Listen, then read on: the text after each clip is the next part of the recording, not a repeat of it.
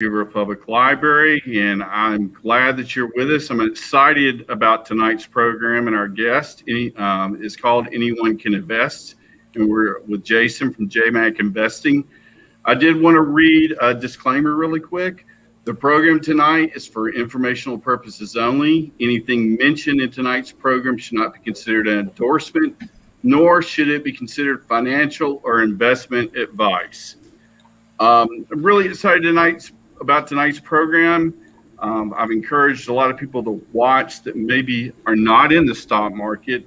The reason I'm so excited is I think this is a time that there's a lot of investment opportunities with companies that can actually change the world. And I don't think there's ever really been a time like this in the stock market. When we think about things like environmental issues, food security, the way we communicate, even things with animals, we often think that those things are in the realm of nonprofits. And nonprofits do have their place. But in the last couple of years, especially with SPACs, there are companies that have come to market that are addressing all these things. And they're addressing them in a way that would be feasible in a few years, or being able to address things like with the environment. And it's not just in the electronic vehicle market. There's other companies, and you can invest in these companies at a really affordable price. And one of the ways that I found out about these types of opportunities is with our guest. It's Jason from JMac Investing. And Jason, I really appreciate you being here tonight.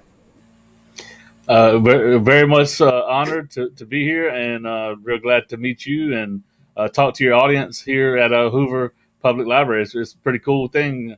And yeah, I mean, you hit on quite a few topics there that is definitely underway. A lot of, and I'm sure we'll get into the nuts and bolts of a lot of those topics here as we continue the conversation. So thanks for having me on. Well, it's great to have you. And I just want to ask you a couple of questions so our audience can sort of get to know you. When did you start investing? Right. Okay. So, I was definitely investing into a 401k like many people do for multiple years. Through the employer. I used to work I worked at 3M for many years, several years. And so I was building up a 401k. And at the same time, at 3M, they have an employee stock purchase program, which is where I bought my first individual stock. But it's still, at that time, you're just taking out a percentage of your paycheck, but it is going into an individual stock. In this case, it was 3M, but it was at a discounted rate. So I was getting what I began to learn was a really high quality company, and I knew it was a high quality company, but I began to dig into stocks from that and was learning that it was a dividend king, which we can talk about as well. Meaning they've been paying and raising their dividends for many, many years. The dividend king's been doing that for 50 years. So I was buying their stock individual, and then I began to start getting dividends as well from 3M into my account. And so that set me on a path of exploring the stock market from buying that one individual stock through my employer. So that was probably 5 years ago. I was buying the individual stock before that, but when I took a leap out and went and opened up, let's see, what is the first? I just used Fidelity because my 401k was through Fidelity, and I opened up I opened up an individual brokerage account, which is, what you have to do if you want to buy individual stocks. You can, if you're using Fidelity, you can open up your own individual account and you can buy an individual stock. So probably about 5 years ago. And when I first started investing, I went down, because I was learning about 3M, I went down the dividend investing route, looking at mostly dividend companies. And it evolved into what you're talking about now with SPACs and some other sort of disruptive type of technologies, companies that are coming public that are disrupting different areas of the economy and different segments like you're talking about, environmental things. There's companies like App Harvest, and there's actually multiple of those that are, doing growing crops indoors, and they're publicly traded. So that means they can grow crops year round, good weather, bad weather, a lot of rain, no rain, stuff like that. So, so we'll probably get more into a lot of those. But so that's how my investing journey kicked off. And then when I started buying individual stocks and began to doing a lot of research, I went on YouTube and I started following some YouTube content creators, and I was like, you know what, let me try to contribute to YouTube community as far as finance end of it and stock investing, and so that's how I kicked off the channel. Yeah, and glad you mentioned that, because what I do daily in my profession, I really did notice a way or a different kind of way that people were accessing information. And traditional publishing has really changed, and not only with ebooks, but I noticed that more and more people were using the internet to find information, and in this case, the stock market, YouTube. And I think I actually found out about you first on Twitter. There was a guy that was complimenting you, and he was telling that that he and his father actually watched your channel. And when we have a variety of great sources in the library that people can use. We have Value Line, we have a subscription to Wall Street Journal, the Investor's Business Daily, Kiplinger. But I would like you to share maybe some resources that people are not familiar with, or maybe don't consider traditional sources. Maybe how you find out about stocks. Yeah, absolutely. I will say, I still, I do mostly use internet resources, like you're saying, to do research on companies. But, now there's so many different tools that you can use, different platforms that, you can do a deeper dive into a company. You can get into all of the financials and all of the different metrics surrounding a company and look into it. And but then I'll take it to. I usually follow up and begin to watch some commentary like you're talking about on YouTube, and see what some other people are talking about. And and so definitely the internet has this is the change, and it was kind of beginning to occur like when I started my channel.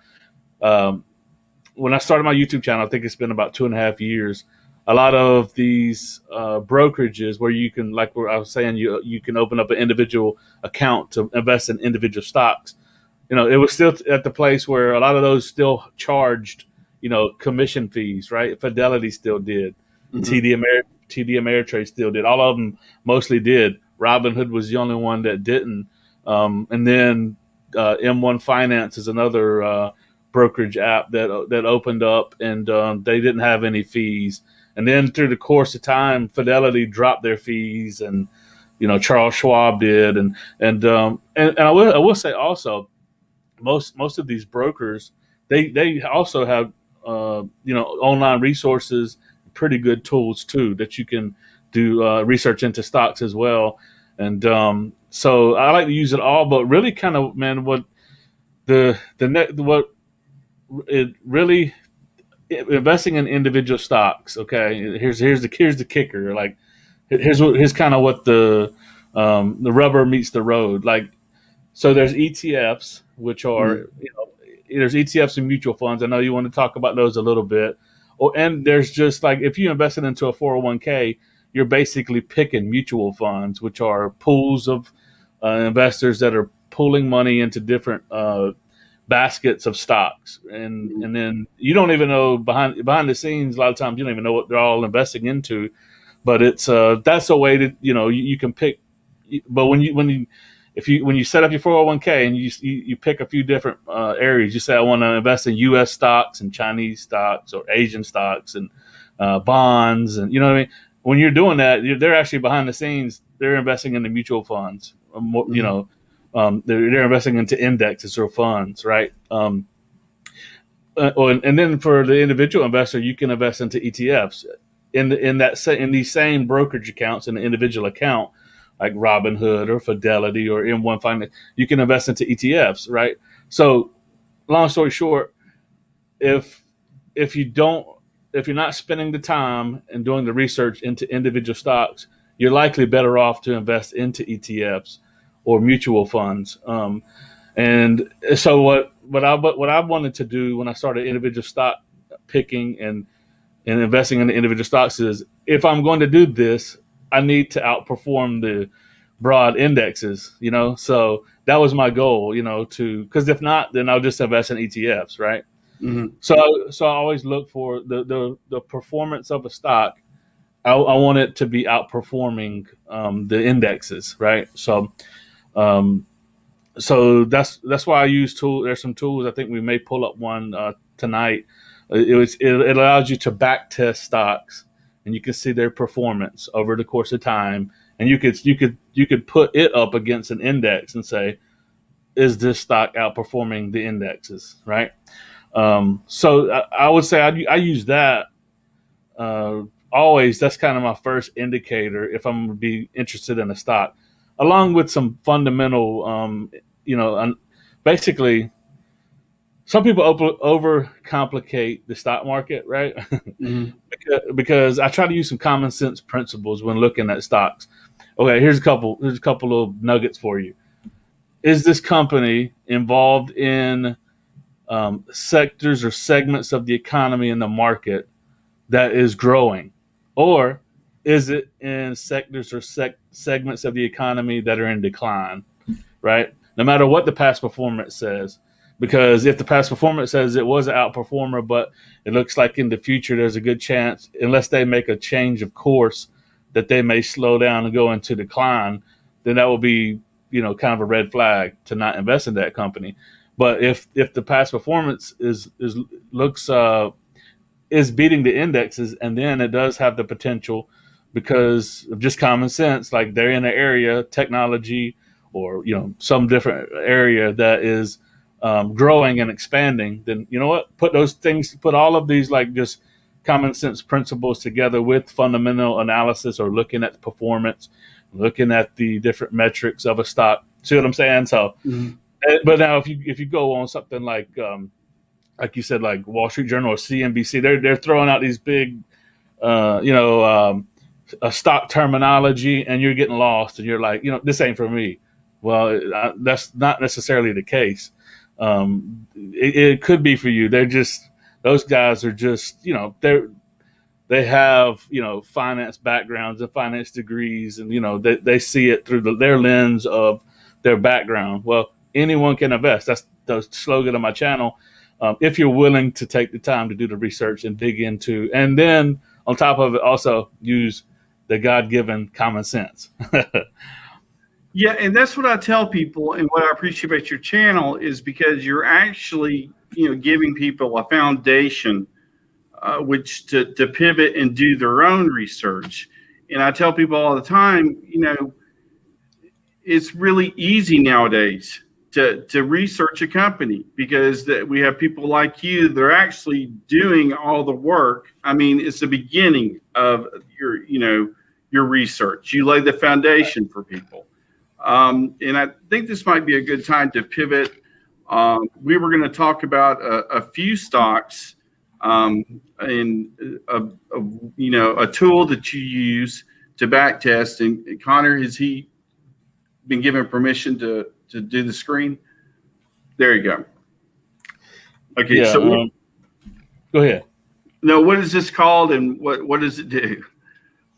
Right. Okay. So this is called a portfoliovisualizer.com is the website. It's a free tool. You can see I'm not even logged in, and I can use it. If you look up at the top, I'm not even logged in, but essentially you can back test, and I'll break this down, for maybe a new investor, someone new to the stock. I'll try to really dumb it down to make sure that everyone is following what I'm saying. So, basically, but it goes back to 1985 is as far as it'll go, and then it goes to, let's see, it's January 2021. Let's see, we'll go to, as far as we can go up is set to December, But anyway, you set these parameters here. Mm-hmm. So basically, I'm going back as far as I can, and I'm ending it out as far as I can. And then basically, it will be like, okay, you're initially investing 10,000, or you basically what I'm saying is if you initially invested, in this case, $10,000 into what we're going to look into, you Mm-hmm. could put any stocks in here. You could see what you would have made over the course of time from 1985 to now, or it'll go back as far as the stock has data, right? Okay. And then, like I always come here and check if they're dividend paying stocks. I check. It's set to no here to display income, but I set to yes, so you can see how much dividend income, if they do pay a dividend, that you would have received over the course of time. And basically, you can look at 3 portfolios, and you can do this anyway. So, like I got Apple in here, and Okay. I can't remember, Bryce. What was the third stock that I said? Apple, Intuit, And Johnson & Johnson, I believe. yeah, J&J. Okay. So, like in this case, if I had a portfolio and I only own these 3 stocks, let's say I put 34% into Apple, 33% into Johnson & Johnson, and 33% into J&J, Johnson & Johnson.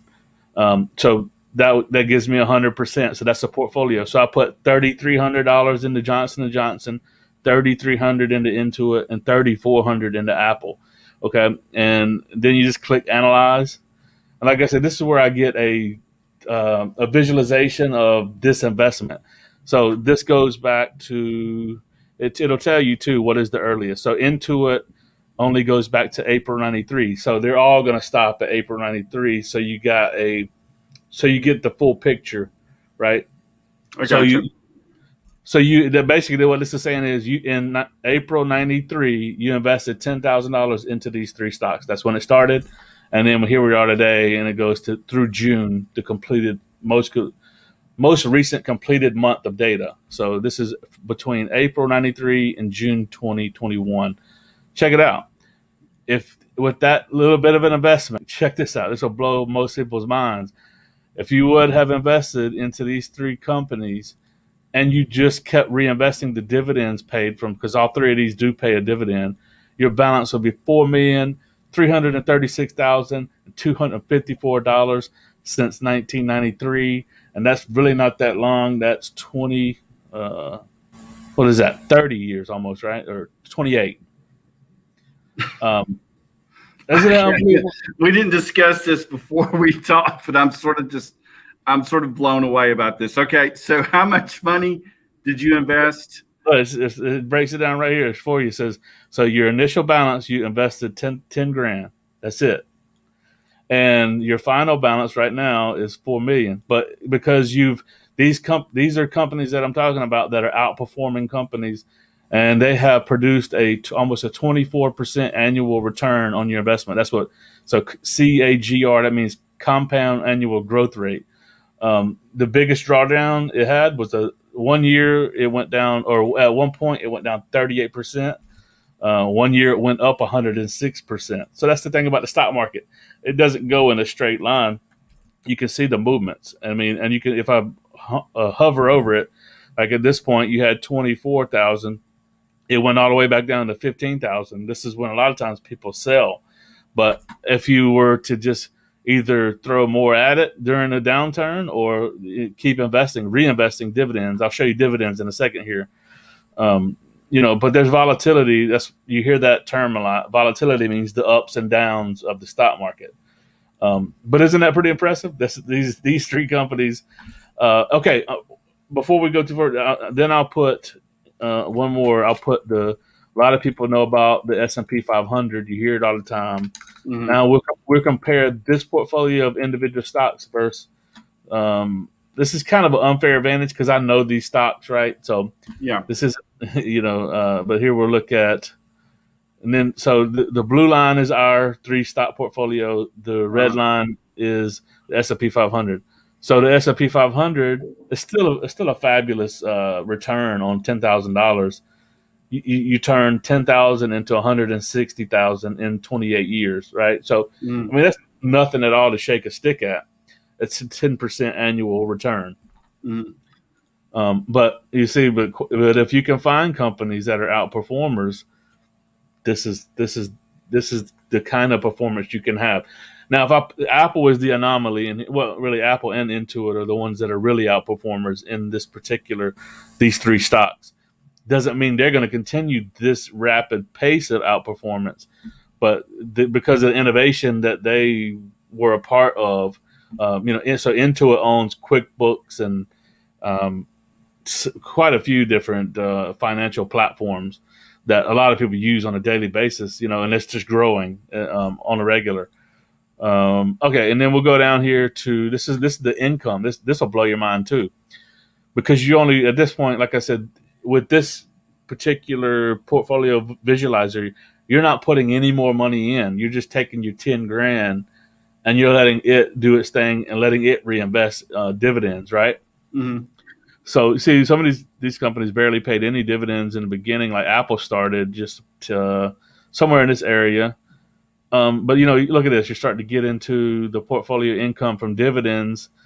Here in 06, it looks like we're looking at the blue bars or our Apple, Intuit, and Johnson & Johnson. So you see you had $1,500 of dividends in 06, but look how much now. And the reason it's low because it's only tracking how much they paid this year so far. There's still 2 more quarters to pay out. But now check it out. You have $40,000 in dividends from this portfolio off of the 10. So this is $40,000 a year that this portfolio would be paying you in dividends off of only the 10,000. That is amazing. 40,000 a year. Yeah. And it's grown because these are all also dividend growth companies. That's another concept, we could get into, but, but they grow their dividends, or in other words, they raise their dividend every year. Mm-hmm. So this is just an example of just some individual stocks that, if you would have picked them and invested into them at when they were good valuations or they were low, and you just stuck with it, and and let the snowball happen. You hear that all the time, but it's really true, because because you can imagine this was through, everyone was like 2008 the stock market dropped 50%. Well, guess what? In this calculation, we did not remove anything, right? We did not sell. We did not sell in 08. We kept investing through 08. You can see it right here. That's the 08 dip. Doesn't look like much, does it? No. Well, and that's the thing that I hear over and over again with people that I trust, is about having a strong conviction with the stock when there's a downturn.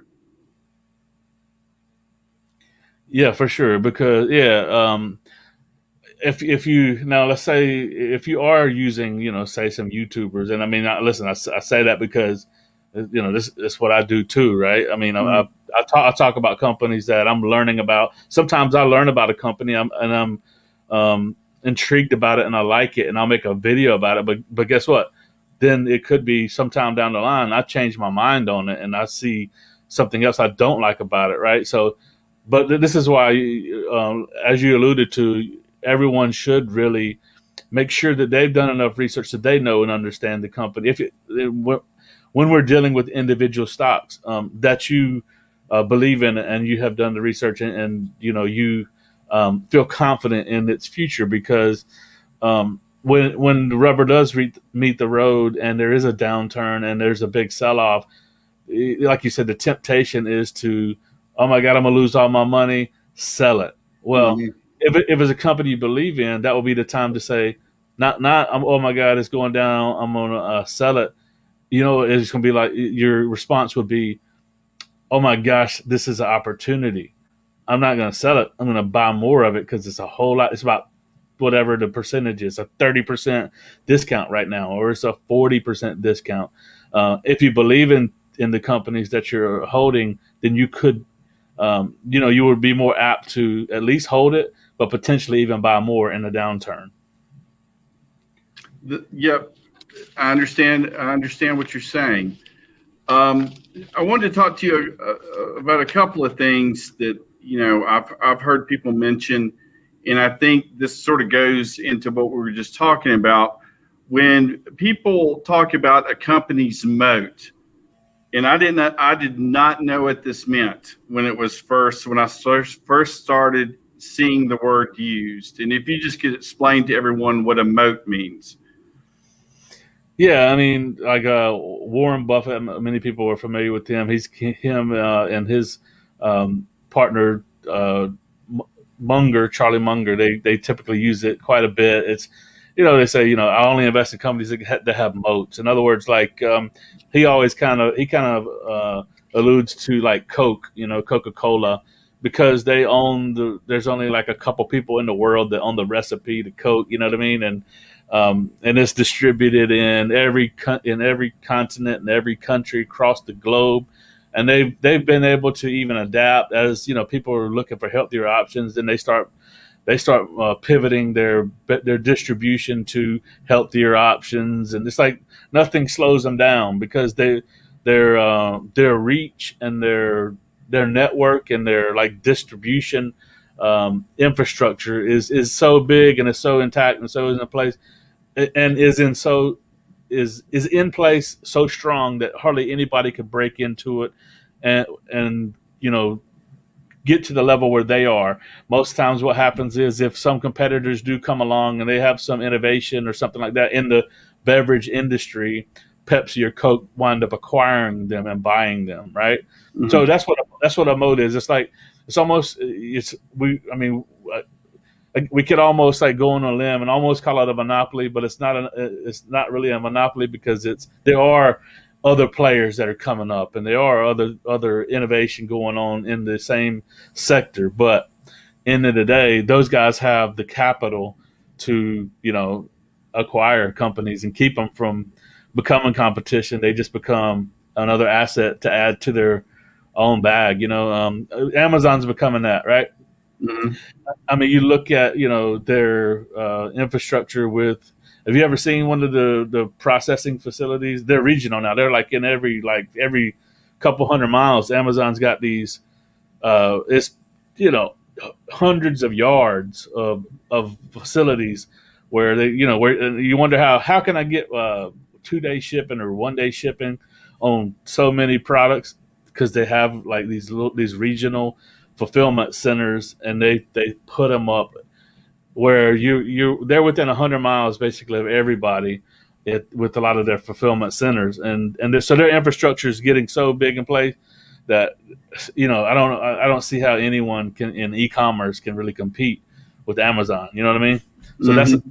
that's what a moat is. It's like or it is a some sort of technological breakthrough that has been patented well enough that you basically, if that technology takes off and is adopted, basically you own that's yours. That's the company that basically all of the revenue that's going to come in off that technology, because it was protected via patents and all that. That will be another moat. So, in just talking about, staying where we're at about existing companies. So you use the back tester. Do you go in and look at any of the ratios of a company, like a P ratio, or look at the financials, or do you go in, do you read the 10K or the annual report? Some people do and some people don't. I haven't talked to you about it previously. I was just curious.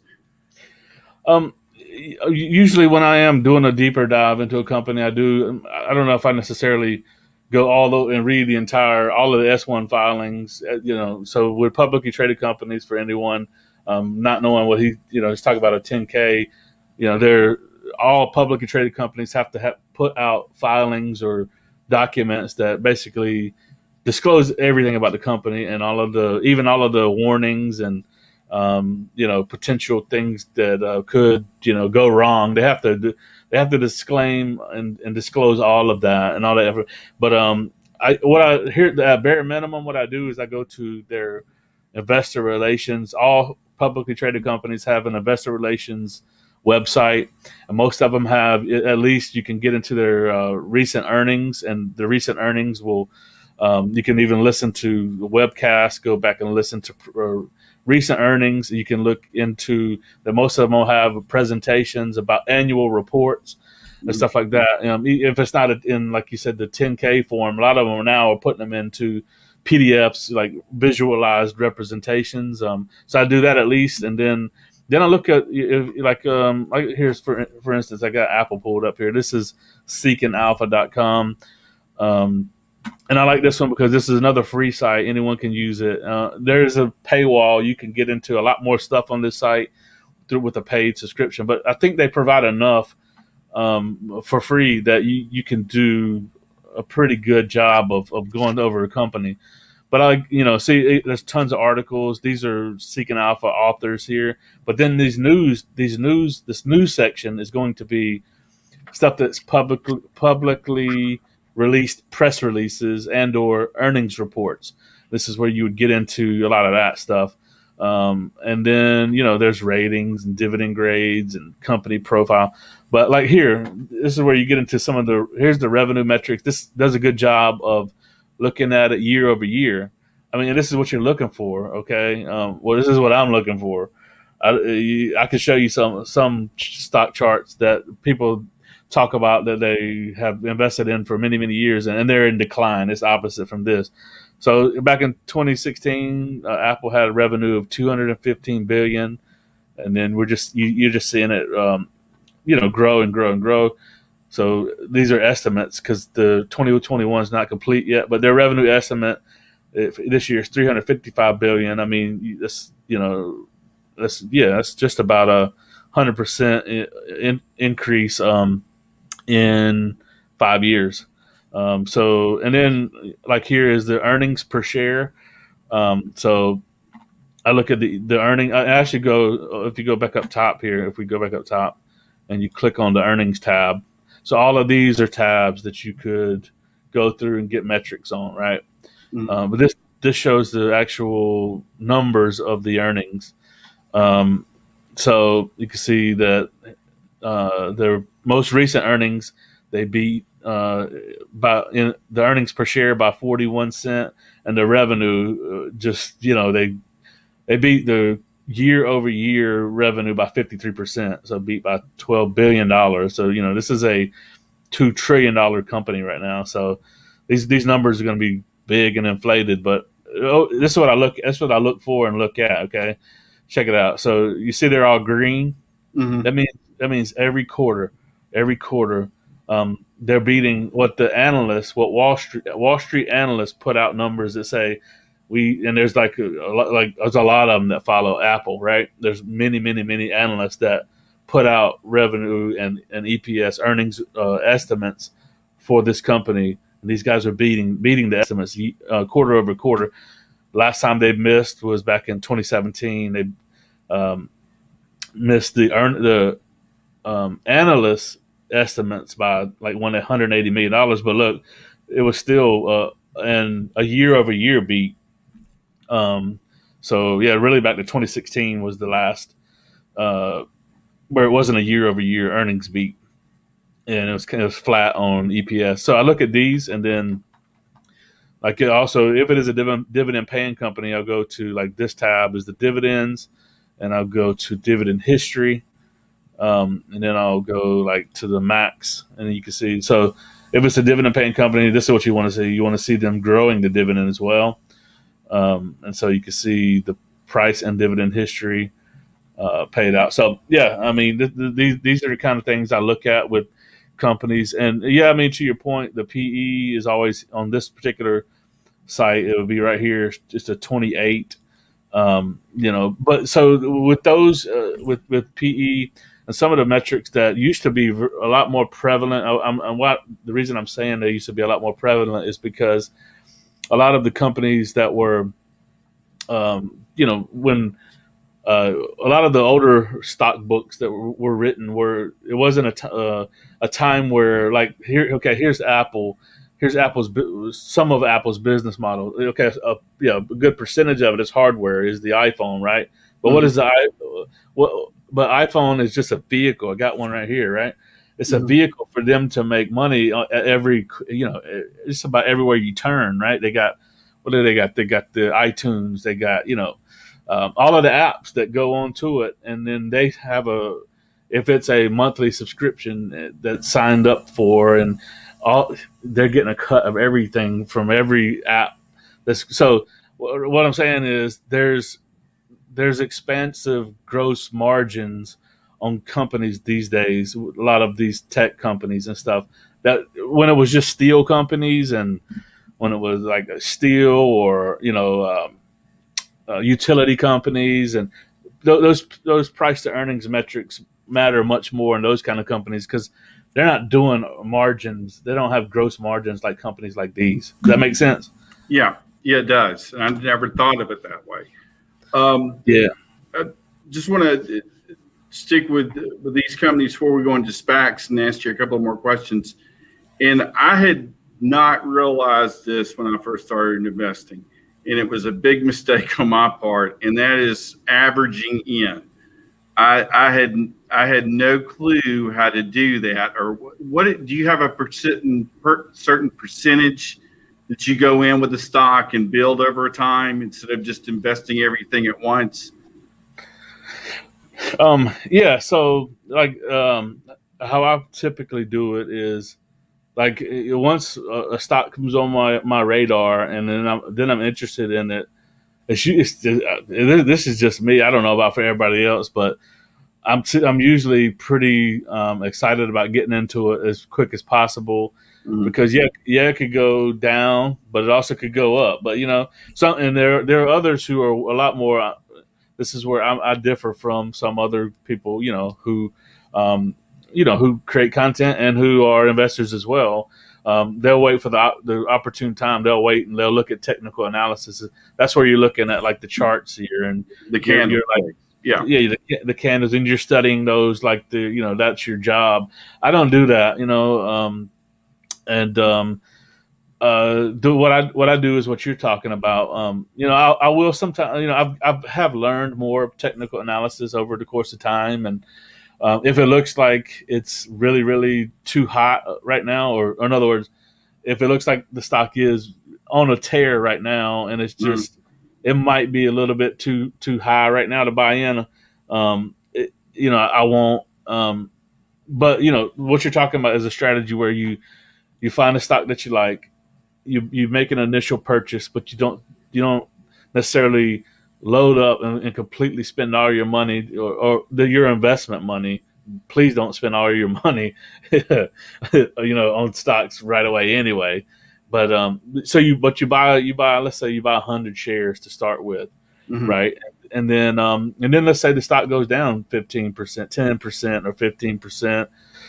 Then there's an opportunity to buy some more, or you can use strategy. There's strategies where you're buying incremental amounts each week or month or every quarter.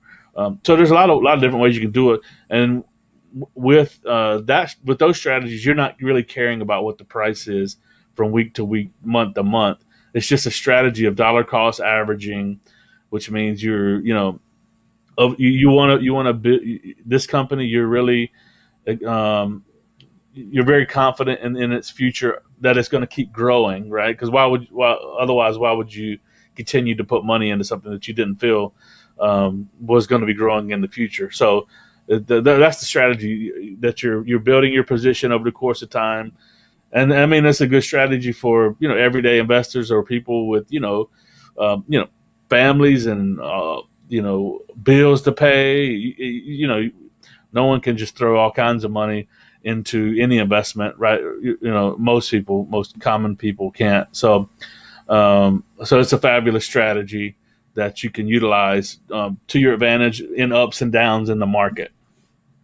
Do you have a certain percentage that you use to invest in dividends as opposed to growth stocks in your portfolio, or do you just it's just whatever you think is going to be beneficial? I know some people have, 20% dividends, 30% in growth. Yeah. No, of recent, I've sort of like adapted my strategy a little bit. I haven't put a percentage on dividend stocks, but I have moved my strategy a little bit more towards like a percentage of my portfolio that I'm trying to get to of more I would call stable stocks, because during we haven't really talked about it, but SPACs were in an exuberant period for a long time, right? Well, not a long time, Yeah, but I think this would be a good transition to that. And if you could just tell people what SPACs are, because I still think a lot of people do not know what SPACs are. Yeah, absolutely. So SPACs are essentially, most people have heard of an IPO. Any company that comes public via an IPO, initial public offering is what it stands for. Mm-hmm. So what SPACs are is they're companies that come public. They still come via IPO, the original SPAC company, but they come public with the sole intent. So just for instance, so it's typically a couple, 2 to 3 investors. These are big institutional investors, who have tons of capital, talking hundreds of millions of dollars. And so they say, we're going to form a SPAC, and a SPAC is a special purpose acquisition company, and it comes public with a set amount, and that's disclosed what the SPAC has to invest. Let's just call it, let's say 500 million. Okay. Mm-hmm. So it comes via an IPO, just like Apple did, and just like Facebook did, the SPAC company. And they call them, I don't like calling them this, but this is what like Jim Cramer are, blank check companies, right? Because that's what kind of the concept is. That's what they are. But so let's say they come public with $500 million now, and they're not a company with any sort of different. They don't have a business model. They don't sell iPhones. They don't sell steel. They don't sell energy. What they're coming public to do is find a private company and bring them public, and merge with them, and then the private company that they go out and they invest that 500 million into becomes a public company. So and then the company, once it comes public, assumes the private company's name and whatever like ticker symbol, which Apple's is AAPL. So that's what I'm talking about when I say ticker symbol. So it assumes the private company basically decides all of that, because they're the one with the business model. So, a few examples, there's like you were talking about, there's some electric vehicle companies that are coming public. So they decide what the name of the company is going to be and the ticker symbol, and then a merger occurs, and then that SPAC is basically dissolved, and the merged company now is public. So that's the concept of a SPAC, of how the transaction occurs and how it becomes public. And okay, so what it has provided, and why it is, to your point about some of these disruptive companies that are now coming public, disruptive, and what it has provided is with IPOs, okay, the typical traditional route to come public, there was, you had to go through big banks, investment banks, and you had to go through a vigorous, a vigorous checking of, financials. You had to meet all of these different metrics, and you had to, which isn't bad. I'm not saying this is bad, but what it did was IPOs, the IPO route limits innovative companies that are kind of early stage, right? So SPACs, you don't have to do all that because you're merging with the already public company, and they don't have all of the same metrics and things that an IPO would have to meet. So they can come public earlier than a company that had already had their balance sheet all in check enough to come public. Okay, that's really what SPACs have done. And like you're saying, and here's my big sales pitch about SPACs. It became a whole lot of them. It became too many. Like you were talking about, and we were talking about Hyliion back when Hyliion was became a SPAC and was announced that it was a company that was coming public via a SPAC. There was like 20 or to 25 SPACs, right? Mm. So it was easy to keep up with the market, and then what happened was there was just so much volume of companies that started coming via SPAC that it was just unbearable. It's hard to keep up with, and it was, people call it like a SPAC bubble that burst, and that is sort of, I mean, I will say that's not a bad way to say it, but here's my real like I said, sales pitch about SPACs. Well, all of this capital came to these companies, right, into these different sectors, like you're talking about, disruptive. When that much money comes into any market segment, there's going to be winners and losers, and there's going to be some real awesome transformational, disruptive technologies that come through that, because they're going to be so well funded right off the gate. Like Hyliion in particular, they're debt free right now. They're a public company now. This is one we've talked about. I'll pull them up. And these guys are building out. They're building powertrain solutions for 18 wheelers to electrify them, and they have a onboard generator that is fueled through natural gas that recharges a battery that powers the powertrain. That simple. I mean, but they have the patents for it. They have the partnerships in place to bring this thing to, and they have a fully working hybrid version of this, but they're working on launching by the end of the year this version of it that we're talking about, with the natural gas generator that recharges the battery, and this allows.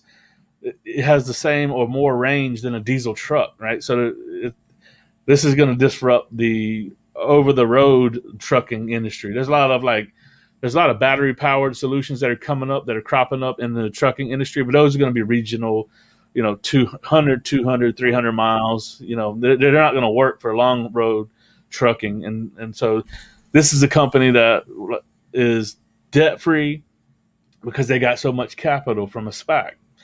Along with their concept, and so this is a good example of, I believe, something that could revolutionize, an industry.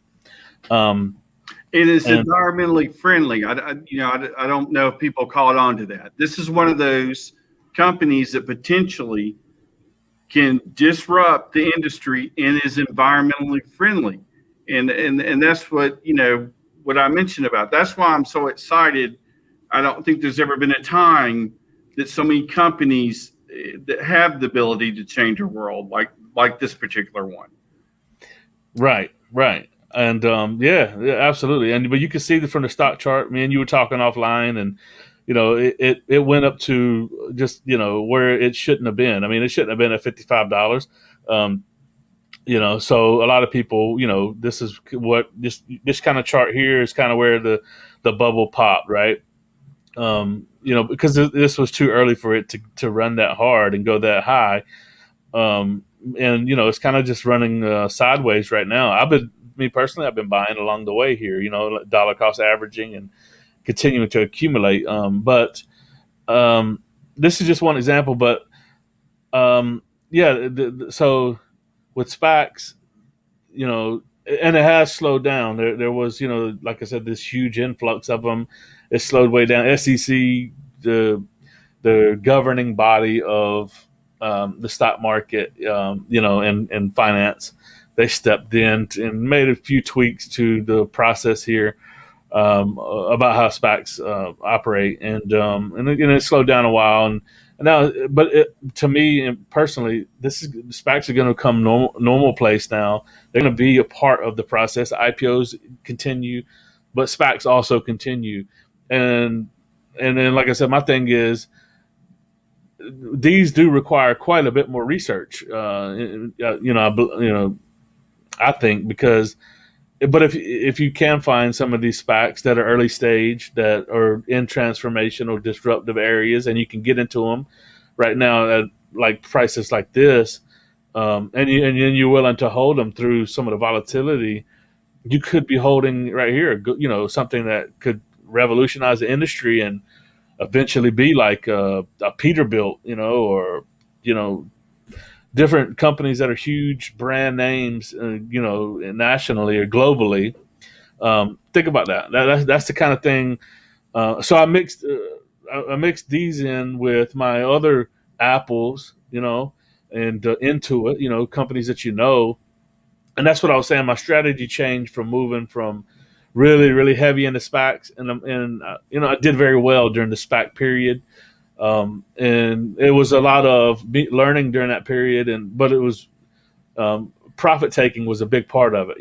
Making sure that you take profits along the way, even as you're investing. That's something I had to learn through this whole, through the learning about SPACs was, when it does go up like this to $55, and it probably shouldn't be a $55 stock.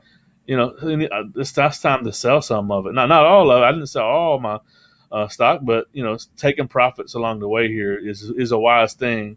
And then when it did drop, I began to buy more and more, and continue to accumulate. So that's my strategy's changed to be about 50% common stocks like the Apples of the world, and single stocks that aren't SPACs. And then the portfolio, and I'm not even there yet. I'm working on transitioning my portfolio right now.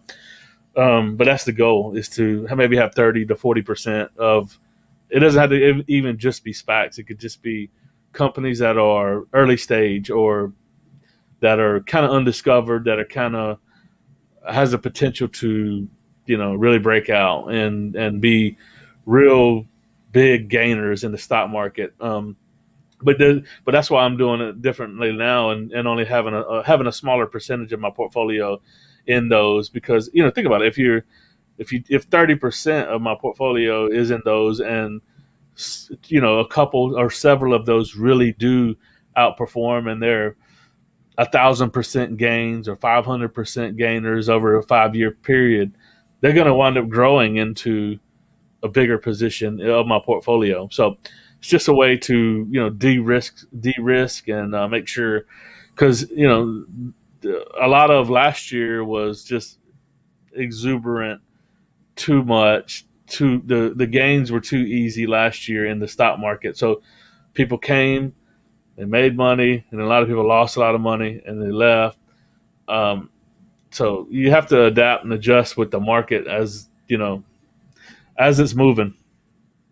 I got you. Just the other thing about the SPACs, and they're getting beat up a lot lately, and people, I've heard people badmouth them, but to me, it's sort of like, Airbnb, when it went through its IPO, we were not able to get in and get that upside. With SPACs, we're the institutional investors, and so we're getting in on the bottom level of these companies. And again, this is not investment advice. We're not telling you to buy any of these stocks. We're just talking about them. But there is, I think, a lot of tremendous opportunities out there through these SPACs. A couple of just staying with SPACs just a little bit, and I have some questions from some patrons for you. The last couple of weeks that we've seen 2 million billionaires blast themselves off, in space, and people have varying opinions about that, but that is a whole new sector that's going to open up, and a lot of those companies are coming to, public through SPACs. Do you have any, ones that you're looking at that you're interested in? Oh yeah, for sure. I mean, yeah, that's a good example. That's one. Yeah, I was trying to think of the different sectors and segments of the economy that are really SPAC heavy, and EVs are, space sector is as well, and yeah, there's Redwire is one that is very very, very excited about, because it's like pretty much there's all of these satellite companies. But before we go there, just the space sector in general. You got to think about this. This whole segment used to be only run by NASA and only run by and only government backed, Mhm. right? And now it has shifted. You got SpaceX and Blue Orbit or whatever Bezos's company is called, and then Virgin Galactic. These are all multi-billionaires, and they just started investing their own money into the segment in the private industry. Now, is all the innovation is coming from private, and now they're coming public, but they still were doing all these innovative things as private companies. So the private sector is leading the way, and this is what capitalism provides here. Really good example of it is the space segment. Okay, um, but now, so there's going to be this whole new economy, like you said, a whole. There's going to be satellites popping up everywhere. There's three, I think three of them that are like basically where you can zoom in on anywhere on Earth anytime, and with geo coordinates, Mhm. geospatial data analytics, and governments are going to be buying into those. There's Black Sky, and there's a couple. There's Planet. There's one called Planet that's also coming public. There's three of them, and then so then there's Rocket Labs, which is already operating. They send the satellites up into space because these satellites have to get up there somehow. So that's another economy or another segment of the space sector. Sending up data, or sending up materials into space to the International Space Station for satellites, for different different space, um, all of the different things that are going on. Um, then there's Astra, which is another new one that they're similar to Rocket Labs. But why I say Redwire, I like Redwire is because Redwire is a company that they're kind of like the pick and shovel play of the whole space play. They sell a lot of the different sensors and imagery parts and robotics and all of the different bits and pieces that are needed for like the International Space Station and for the satellites and for the rockets themselves. They created a 3D printer that prints up in space on the International Space Station. Um, and I think I just read this today, or that they're sending up a new one with that is they're gonna test out printing with some new material. I don't remember the name of the material, but different metallic material. So just crazy innovation. And Redwire also recently they're sending up the solar arrays for the International Space Station that they're small enough they can go up in a rocket, and then they roll out and they expand out in space, and give it more, the ability to last longer. I think it adds like 30% more capacity, solar capacity, up in space on the International Space Station. So, and it has a really good valuation. So it's one that I'm invested in and really excited about. But I'm excited about a lot of it. Then you got the Virgin Galactic where you're kind of looking at space travel as well. I don't know where it's going to go. This is why I'm still early in my research on the space sector. But the reason I went with and have stuck with Redwire is because I think like they're kind of, no matter who wins, who is the winners and who's the losers.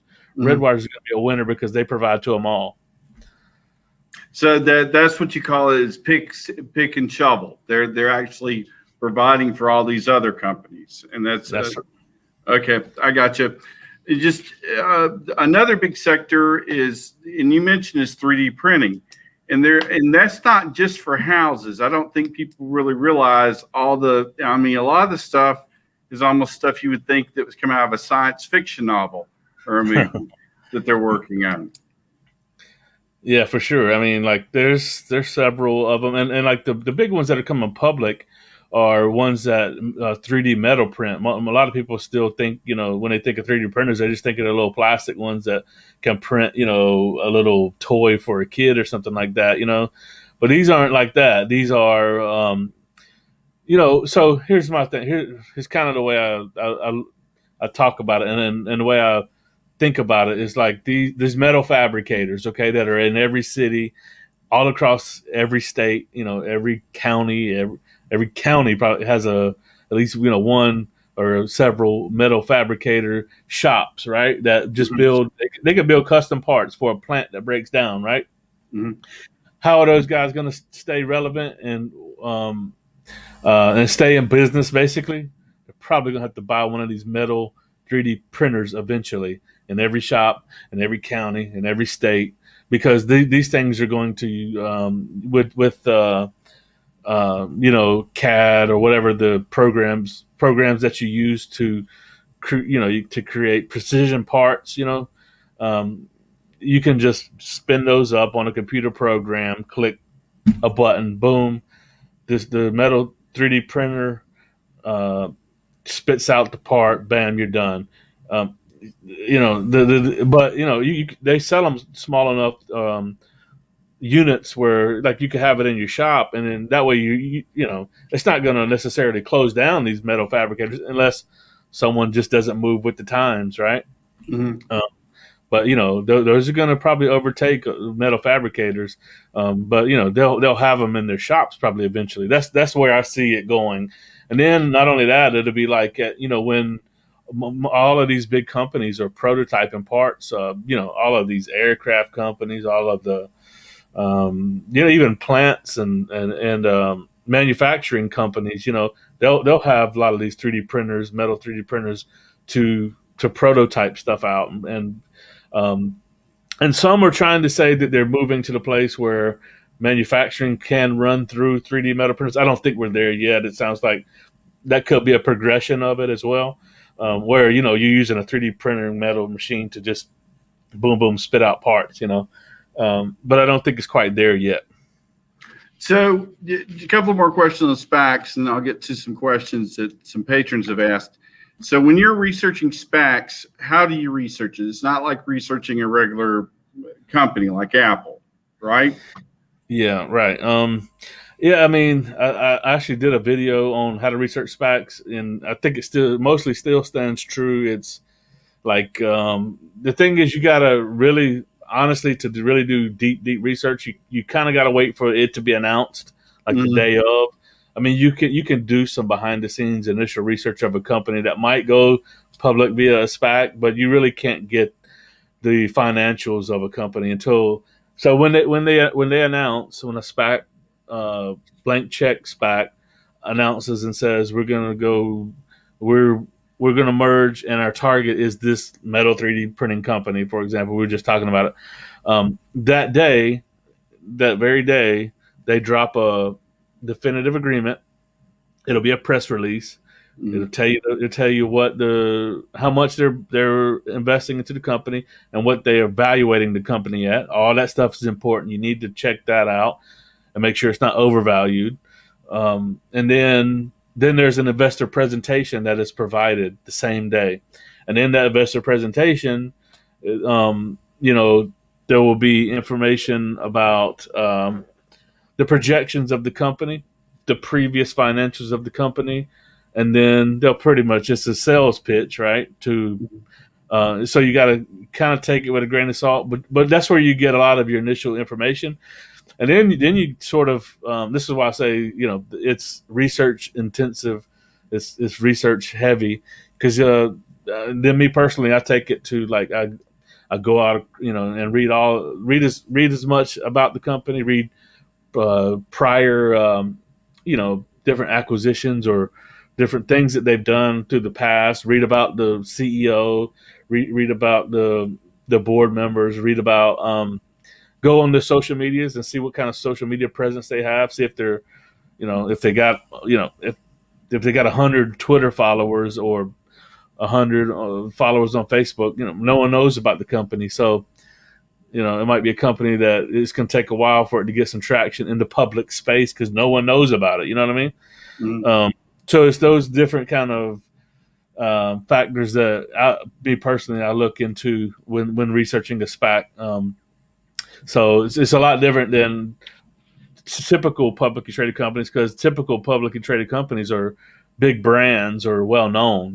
These are much more not known companies that you got to really dig into and find out. And then and we've seen a few bad actors come through the SPAC space that were putting out information that wasn't true. So I'm going to caveat and say there's also publicly traded companies, big brands, that do the same thing. So it's probably about the same percentage of bad actors that are not SPACs that are SPACs, but like you said, SPACs get sort of a black eye when there's one that's bad.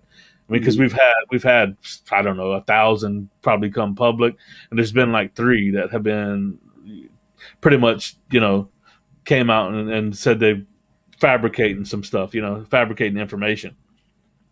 Yeah, and that's what sold me on you, and this wasn't the SPAC, but it was. I'm not going to mention the company, but I think it was Canadian, and they had. How can I put it politely? They had misled maybe about some of their productions or manufacturing capabilities. And I remember that you had made me aware of this company, and I did my own D&D, and I was in agreement with you, but you immediately came on your channel and it's like, guys, I just found out this information. I wanted to let you know about it so you can make your own decision about it. And again, I'm not going to mention the company, but it's one of the things that made me appreciate you. And I think, again, when people are looking at people, to follow on YouTube or Twitter, they need to make sure that these people are transparent about what they're doing and, how they're because there are a lot of people, I think, that have a lot of self-interest when they're producing content. And, one of the main things I think people need to look for is people like yourself that are very transparent about what they're doing. And that's why I appreciate you. I have some questions from patrons, and then I want to make sure that everybody knows where to find you and all that type of information. So I had a question about getting a person's child or children involved in investing. And I know that you've mentioned on your channel before that you had started your children with brokerage accounts. And they were asking about what age and how you went about that. Yeah, I dug into it, and there's a couple different ways that you can go about doing that, and there's like each state has their own state-run type of plan where I'm at a loss for what they're called, but there's some. But they're essentially where you're only able to invest in like mutual funds. You can't buy individual stocks. But then there's what's called UTMAs or child custodial accounts, and what they are is try to keep this short and brief. But it's they're individual accounts for your child. So literally, they're in your child's name, and you manage them until they turn 18. But when they turn 18, your child can take it over without your consent, right? So that's what I've chosen to invest in. The other ones, the mutual fund style, I think you still have control over it, because with those other state-run ones, those can only be used for like education, for college. That's what they are. They're college. Man, maybe someone in the chat can remind me the name. I see a few of my Patreons in the chat there. But they're essentially for college, saving. They're college savings accounts. But the UTMA or child custodial, literally they're brokerage account. And so I'm doing these, and I'm using them that way too. I started with my older daughter because I think I started investing into it when she was 10. Then I've got a 12-year-old daughter and a 4-year-old daughter. I got to make sure I get it right because my wife's watching. But I started at 3 with my daughter, and personally now, hindsight 2020, I would have started at 0. I would have started day one when they were born. I would start throwing $50 a month or 25. Doesn't have to be big amounts because you can snowball this thing too, for them. So I think I still don't put in a ton of cash into it, the capital. I mean, I think I put $40 or $50 a month into their accounts, and I'm trying to as well find these disruptive companies for them and investing into them, and then like my older daughter, she wanted to pick a couple stocks, like she picked Starbucks, and so I let her pick a couple, and then then I continue to manage it and put in money for them and then manage the account. I mean, if you get old, it also could be a good tool to train your child to invest, and then when they're 15, 16, they could start taking it over and with your help. You know what I mean? That is another thing I think I'll probably do once once my daughter's older, if she wants to do that. If not, I'll continue to manage it, make sure all is good. So I don't think there's a set age for it. I would, like I said, I would do it at day one as soon as I could. When I got the Social Security card in the mail, I'd probably start it now. Okay, and I have a question that I call the Motley Fool question, because I see them frame questions like this all the time.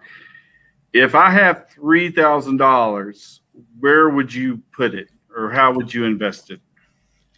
Yeah, this is a good question, and I think everyone would want to know the magical one stock, right? But I think if it depends, it all really comes down to a lot of things we've talked about through this whole live stream. Is where are you at in your journey as far as what you have done to learn about stocks up to this point, and if it's very minimal, if you don't have a whole lot of knowledge, just buying I've even evolved where I would probably invest into the NASDAQ 100 over the S&P 500. There's like three big indexes in the stock market. There's the Dow Jones, there's the S&P 500, then there's the NASDAQ. The NASDAQ is the one that's more tech heavy, and then that kind of stuff. And S&P 500 is the largest 500 companies in in the U.S. The Dow Jones is the 30 biggest companies. It makes the pool even smaller. I personally would invest into the NASDAQ. Has been the outperformer, hands down. There's a couple different ETFs and mutual funds that track it. The NASDAQ 100, and that's probably what I would do if I was just kicking it off.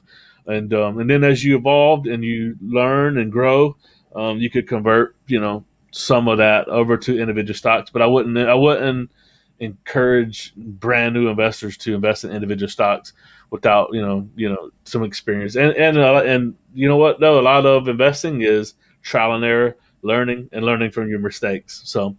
But I think a mistake would be to just not invest at all. I gotcha. And I want to make sure that everyone knows how to find you. I think basically for your YouTube channel, they could just type in JMac Investing in YouTube and you would come up the first one. And I would highly encourage everyone that's not familiar with JMac is watching. He is great. He has interviewed CEOs. He also provides a lot of opportunities, with different kinds of investing. I know he has branched out and he's made me aware of something called pocket properties, and he's had a whole video on that, and that's for real estate investing. Do you have any other channels that you would like to make people aware of? You can find me I'm on Twitter, Facebook, and Instagram, and it's all at JMac Investing. So if you're on those platforms, you can find me there. My like you were saying, my main content platform is going to be on YouTube, and I use mainly YouTube and Twitter. I use all of the other ones as well. I share my content on all the others too. But so if you're on any of those platforms, you can find me on all those. And I've got a Facebook group too that, but what I usually do is I share my video on my Facebook page and then I share it over to the group as well. And it's an active, very diverse group on Facebook there too. Dividend investors, a lot of different kind of investors there as well. So yeah, that's pretty much where you can find me at on basically everywhere. I'm on every platform. I'm on Reddit too, JMac Investing subreddit, and those platforms. I really appreciate you taking time with us tonight, JMac. I really do. And I hope, and I know people have found this very informative. I learned a lot of things. And so I encourage everyone to go check out his channel and his other platforms he's on. And thank you so much. Thank you so much for having me. It's been a real blessing. I appreciate you setting this up. This is really cool. And I hope everyone maybe got a little bit out of it. And anyone could I do want to leave you with this. Don't think you can't invest. I was telling Bryce here before we got on, I came out of school and was a bricklayer for 6 years, then a maintenance man, and then at an apartment complex, and then went back to school at like 28 years old for software development, began to develop software. So you see what I'm saying? I don't have a background of finance or anything like that. I've worked my way up through hard work, and I apply that to learning here in the stock market as well. So if you got that kind of drive or ambition, anyone can do it. So don't let anyone tell you that the investing is only for finance people. It isn't. It could be anyone. That's all. That's the only thing I want to say, and leave it with that. All right. Thank you so much. All right. Thanks now. Okay.